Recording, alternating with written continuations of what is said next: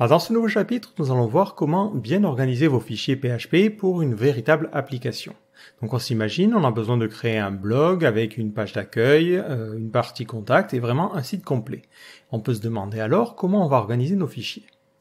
Donc la première organisation qui peut sembler la plus naturelle, c'est tout simplement de créer un fichier par page.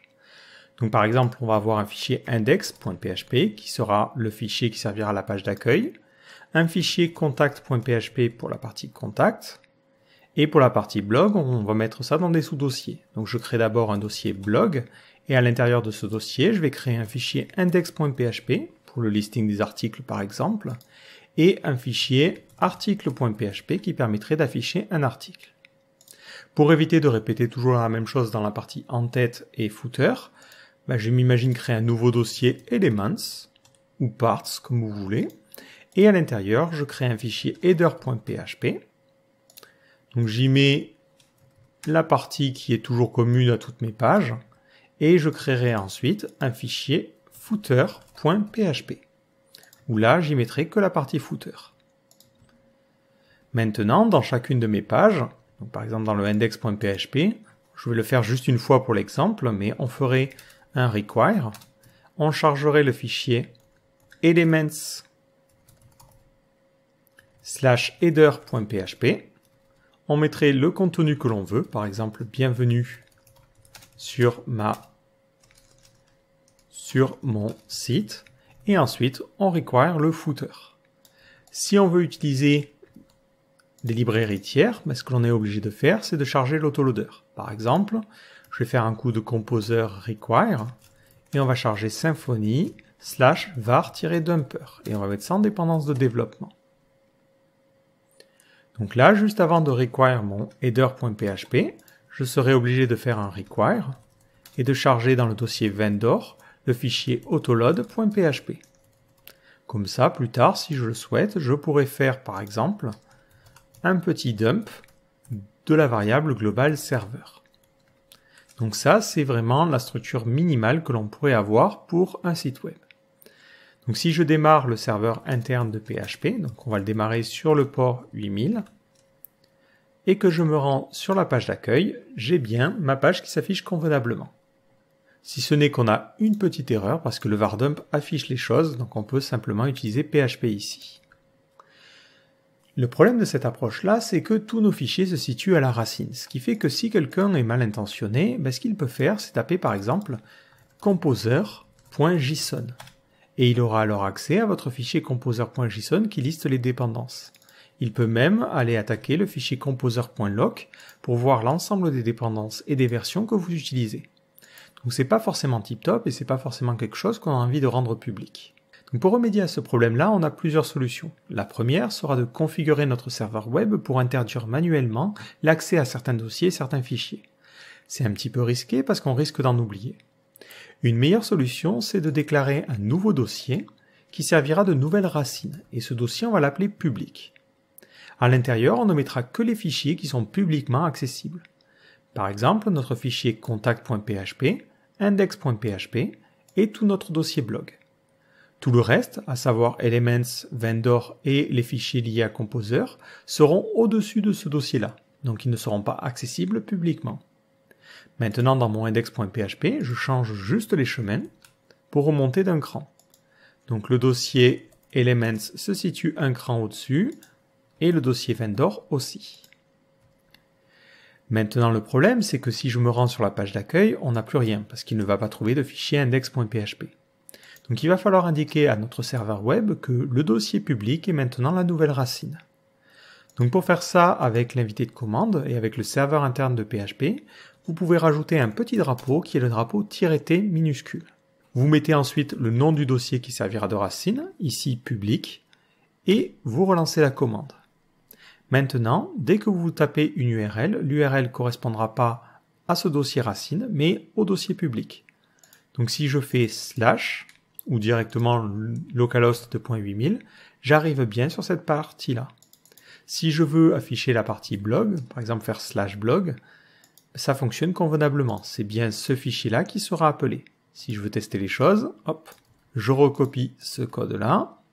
Attention à changer le chemin, vu qu'on est ici un petit peu plus en profondeur et on dirait bienvenue sur mon blog. Et j'enlève le dump parce qu'il n'est pas utile. Si je réactualise la page, ça fonctionne convenablement. Donc ça, c'est une première optique pour organiser le code. Cette organisation a tout de même un petit problème et on le voit, c'est qu'à chaque fois, on est obligé toujours de require le header, de require le footer, de require l'autoloader. C'est un petit peu embêtant et en plus notre structure va se compliquer, plus on aura des chemins un peu particuliers.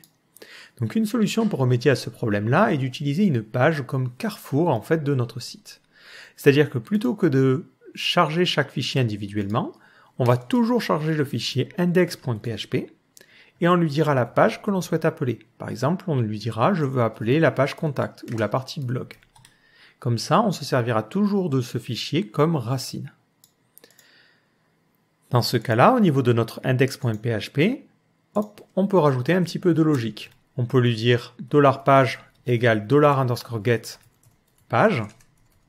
Et si jamais cette variable n'est pas définie, on chargerait par exemple une page qui s'appellerait 404. Donc maintenant on a la page à appeler et ensuite on peut mettre des conditions. On peut lui dire if $page égale blog. Ben dans ce cas-là, ça veut dire que je dois charger le fichier qui se situe dans blog et qui s'appelle index.php. Mais ce que je peux faire, c'est juste avant require le header, hop, require le footer juste en dessous. Et au milieu de ma condition, require le vrai contenu. L'avantage, c'est que je n'aurai plus besoin de me répéter. Dans le index.php, je n'ai qu'à mettre le code qui correspond vraiment à mon contenu. Donc là, ça serait bienvenue sur mon blog sans tout le reste autour. Parce que tout a déjà été préchargé à cet endroit-là. Et il faudrait faire la même chose pour le reste. Par exemple, on peut imaginer, hop, avoir un nouveau dossier que l'on appellerait errors et avoir un fichier 404.php. Où là, à l'intérieur, on mettrait erreur 404. Donc si la page demandée n'existe pas, ou s'il n'y a pas de page qui a été demandée, on mettrait un else if, $page égale 404, require, et je chargerai le fichier dans errors et 404.php.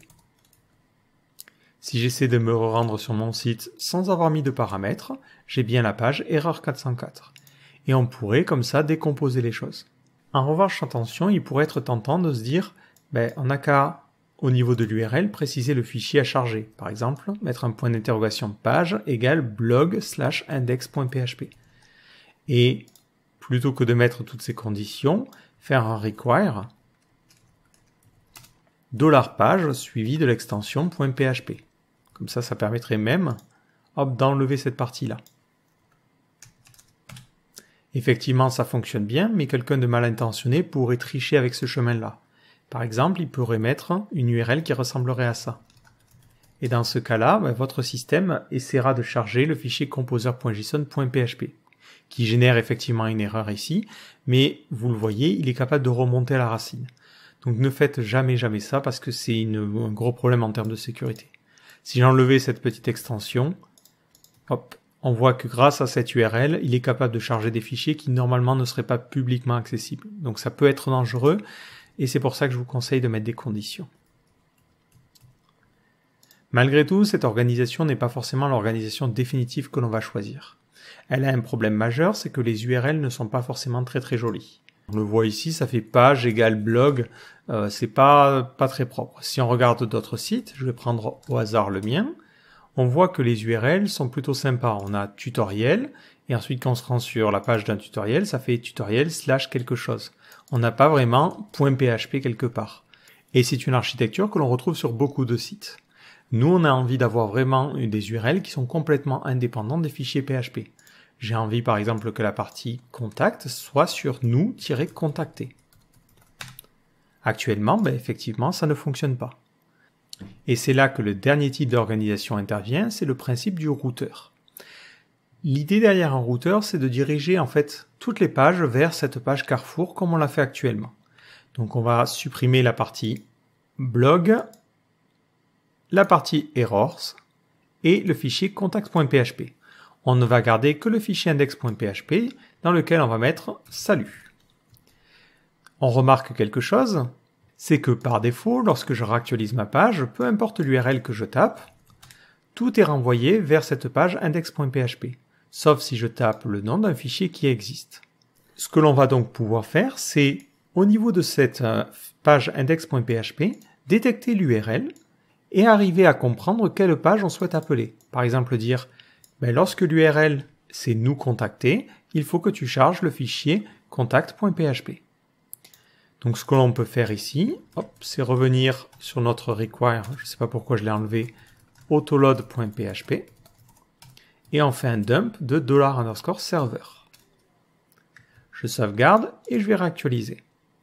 On le voit dans la partie serveur, on a deux choses qui peuvent nous permettre d'avoir l'URL. On a request_URI et path_info. Donc moi, je pourrais utiliser par exemple request_URI ici et faire une petite condition. If $_server request_URI égale /nous-contacter. Dans ce cas-là, je veux que tu requires et on ira charger une vue particulière ou un template particulier et on va le mettre un cran au-dessus. Donc ça sera templates/contact.php. Et si on le souhaite, on pourra juste avant require la partie header et footer. Donc là, à vous de voir si vous voulez faire ça directement globalement ou si vous voulez faire ça au niveau de la page. Donc là, je vais faire ça globalement pour le moment.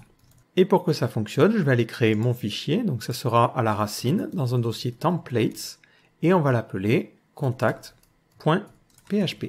Et on mettra un H1, nous contacter.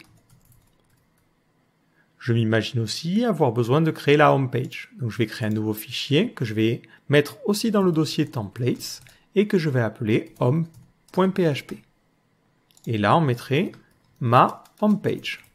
Si vous avez compris le principe, dans mon index.php, je rajoute une condition, sinon si, $_server, request_URI, et je me dis que c'est un petit peu pénible de se répéter à chaque fois, on va sauvegarder ça dans une variable que l'on va appeler URI. Voilà, comme ça, c'est beaucoup plus pratique, et on s'y retrouve.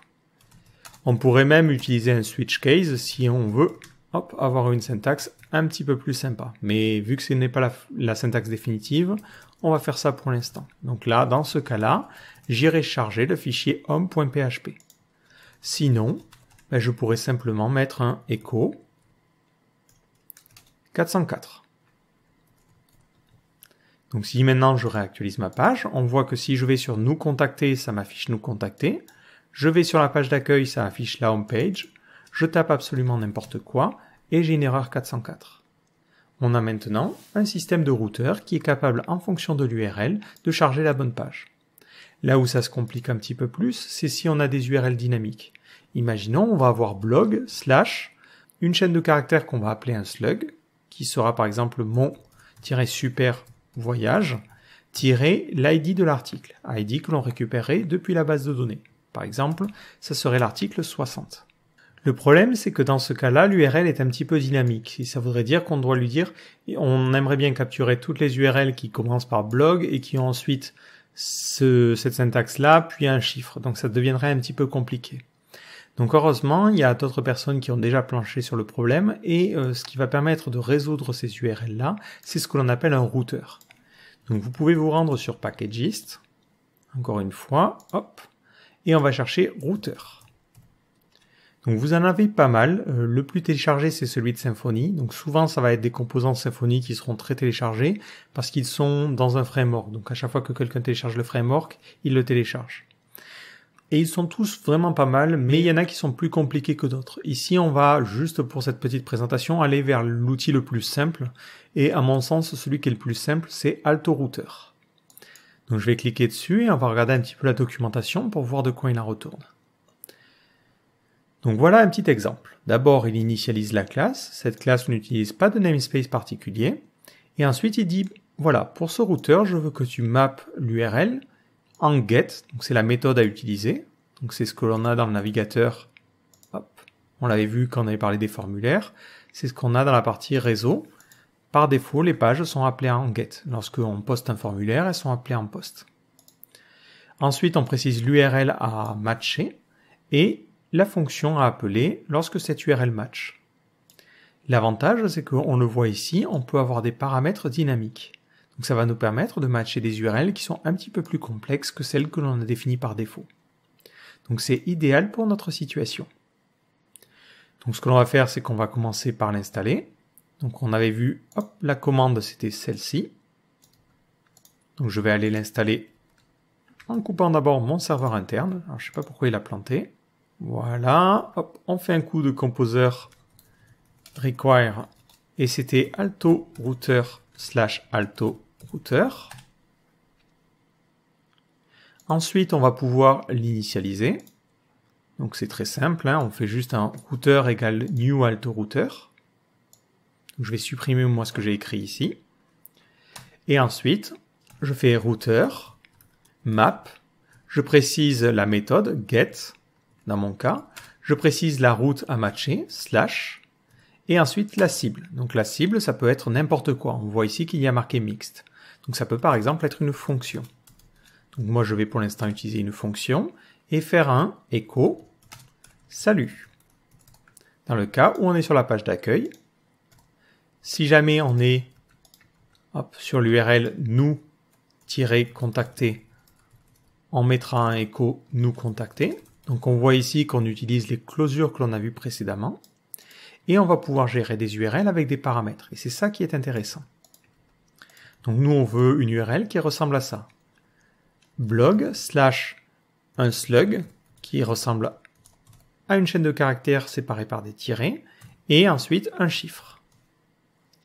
Donc si on regarde, hop, dans la documentation, hop, on nous dit map your routes. Donc ça a l'air d'être ça. Voyons si on nous explique un petit peu ces paramètres. Et on nous explique les différents types que l'on peut utiliser. Donc I pour un entier, A pour une action, donc c'est un caractère alphanumérique, H pour une clé hexadécimale, et étoile pour n'importe quoi. Donc nous on est plutôt dans du étoile vu qu'on veut des tirets aussi. Donc là je mets entre crochets un astérisque pour dire n'importe quoi. Et ensuite ici je mets I pour dire je veux un chiffre. Et ça sera blog. Maintenant que j'ai renseigné mes routes, comment je fais pour savoir justement quelle closure je dois appeler? Je reviens en arrière et on me dit match request. Et on me dit qu'il faut utiliser la méthode match pour trouver un résultat. Ah, c'est pas mal, alors on va faire ça, $match égale router match.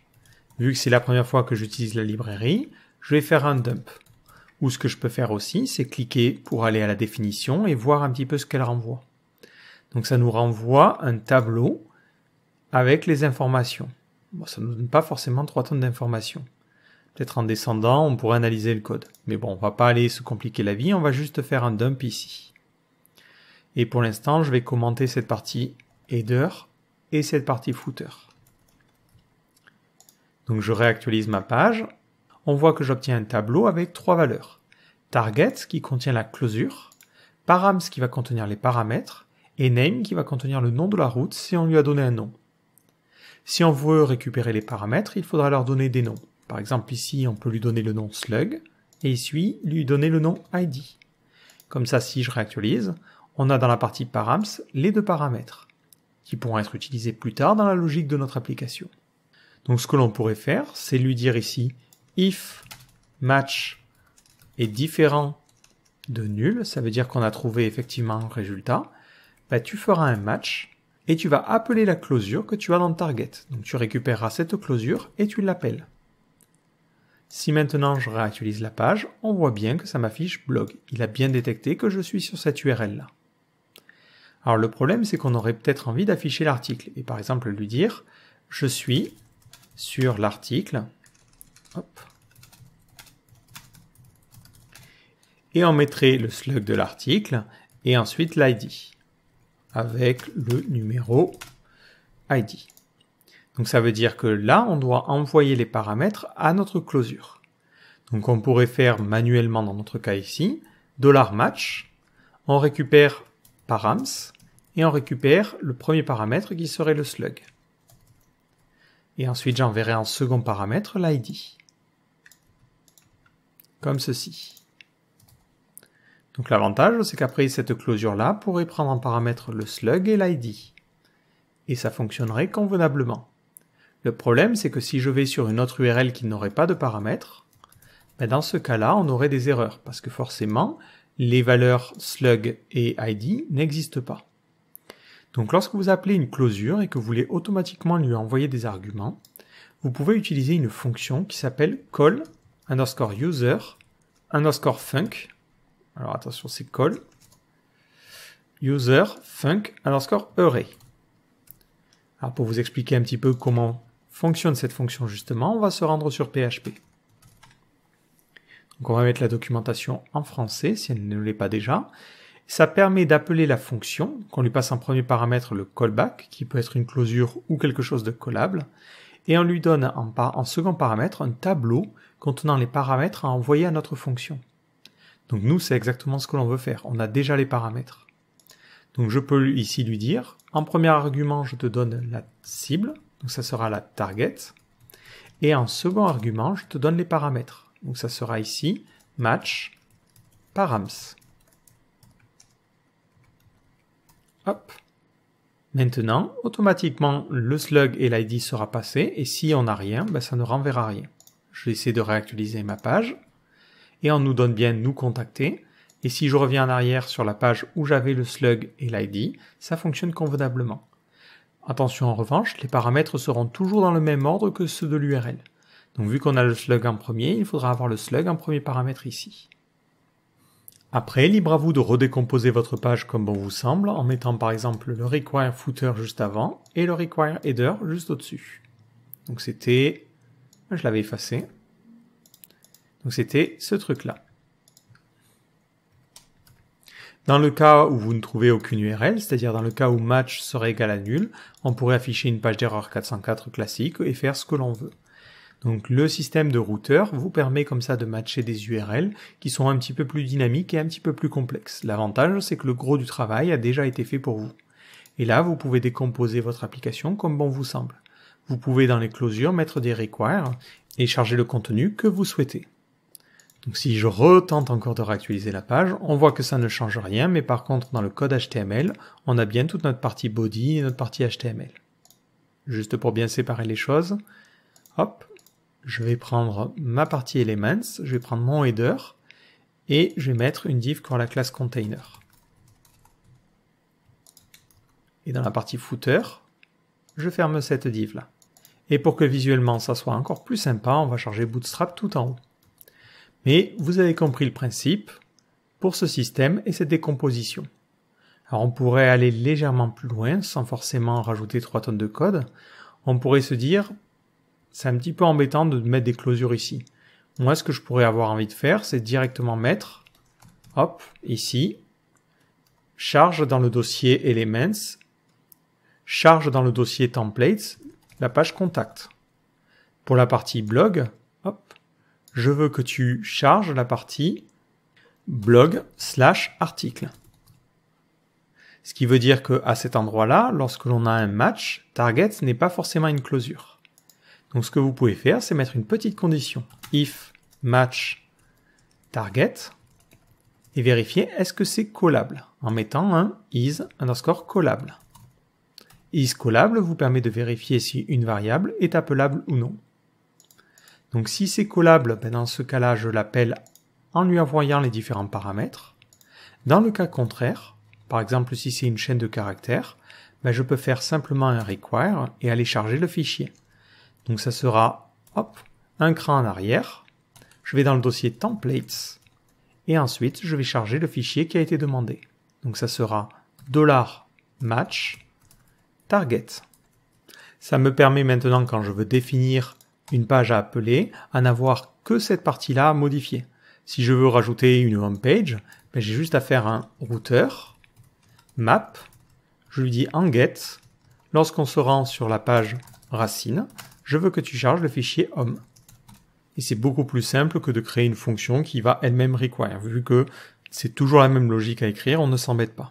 Et là, on n'oublie pas l'extension .php. Donc on va faire un petit essai, je vais me re-rendre sur nous contacter, et j'ai bien le nous contacter. Si je vais sur la page d'un article, il va falloir que je crée le fichier article.php. Donc là, dans la partie templates, on va créer un dossier blog article.php. Et on mettrait article, et on aimerait bien ici afficher le slug. Donc on pourrait par exemple avoir une variable que l'on appellerait slug, ou directement avoir une variable params qui contiendrait les paramètres. À vous de voir l'organisation qui vous semble la plus appropriée, après c'est votre code. Là j'essaie juste de vous montrer quelques petites pistes pour mieux organiser votre logique. Donc les paramètres, on va créer une variable params, et c'était dans match params. Comme ça, cette variable est définie, et elle sera aussi définie pour le fichier que l'on require. Et maintenant, si je réactualise la page, on voit bien que ça fait article, mon super voyage. Donc libre à moi ensuite de faire le traitement que je veux à l'intérieur à cet endroit-là. Donc maintenant, dans notre dossier public, on a simplement index.php qui sert de carrefour vers nos pages. Et c'est cette partie-là qui va déterminer quelle page on doit charger. Ce qui est encore plus intéressant, c'est qu'on peut donner des noms à nos routes. Par exemple, on peut appeler la route qui correspond à contact, contact. Si on reva sur la page d'accueil de AltoRouter, hop, on avait un petit exemple pour générer notre route. On pouvait utiliser cette syntaxe-là. Donc moi, par exemple, dans ma partie, on va imaginer index.php ou notre homepage, on pourrait avoir un lien vers la partie contact. Donc on pourrait l'avoir comme ça en dur, nous contacter. Le souci si on met les URL en dur, c'est que si demain on a besoin de les changer, on est obligé de les changer partout dans notre code. Donc on peut à cet endroit-là utiliser le routeur. Vu que cette variable est définie avant le require, elle sera définie à l'intérieur de cette partie-là. Donc router existera bien. Donc je peux lui dire generate l'URL pour la route qui s'appelle contact seulement, et je n'ai pas de paramètres à te passer. Si maintenant je me rends sur ma home page, on voit que j'ai nous contacter, et vous voyez ici que l'URL c'est nous contacter. Si je me dis demain, nous contacter ça me va pas bien, moi j'ai envie d'avoir juste l'URL contact, je peux changer simplement l'URL à cet endroit-là. Vu que le nom, lui, ne change pas et qu'il est utilisé pour générer cette URL, automatiquement, tout va être changé. Si je réactualise ma page, on voit que maintenant, l'URL, c'est /contact, et lorsque je clique dessus, j'arrive toujours vers la page de contact. Donc ça peut vous permettre d'avoir quelque chose de complètement dynamique. Si je veux le lien vers un de mes articles, ça sera la même logique. Dans mon index.php, je vais donner un nom pour cette URL-là, donc ça sera article, et ensuite, ici, hop, on s'imagine avoir un nouveau lien, donc j'utilise mon routeur, je lui demande de générer le lien vers la page article, mais par contre dans le cas d'un article, j'ai à la fois un slug et un ID, donc je vais lui donner l'ID, ça sera 60, et je lui donne le slug, et ça sera n'importe quoi. Et dans ce cas-là, il générera automatiquement l'URL qui correspond à la page de cet article. Et là, on mettra « Voir l'article ». Si je réactualise ma page et que je reviens sur la page d'accueil, on a bien ici « Voir l'article » et on voit que le lien qui a été généré est correct.